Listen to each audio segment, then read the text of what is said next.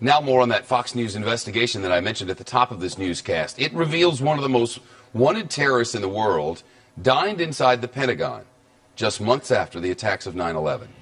ANWAR Al Awlaki is the first American citizen on the CIA's kill or capture list. First American citizen.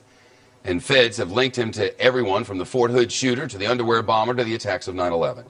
Catherine Herridge is in Washington. We understand that the FBI had vital information about ANWAR Al Awlaki before he was invited to the Pentagon, right?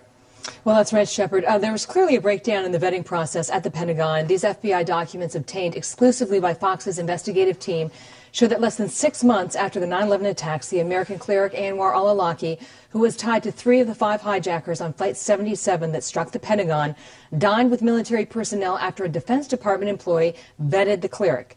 The documents state, after her vetting, Awlaki was invited to and attended a luncheon at the Pentagon in the Secretary of the Army's Office of Government Counsel. At that period of time, the Secretary of the Army was eager to have a presentation from a moderate Muslim.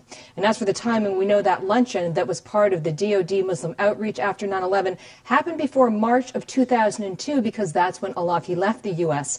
for Yemen, Shep. What about response from the Defense Department? Have they said anything? Well, we've had 5 conversations with Army Public Affairs over a 1-week period, and we asked specifically how Awlaki was vetted, who was at the lunch, were there pictures of the lunch, and initially the only response we got was, how did you know about this? Separately, I spoke to Tommy White, the Secretary of the Army in 2001. You'll see him here with then Secretary Donald Rumsfeld, and he told me he did not remember meeting Awlaki. He said, quote, I don't have any recollection of the luncheon or any contact with Awlaki. I would not necessarily be there.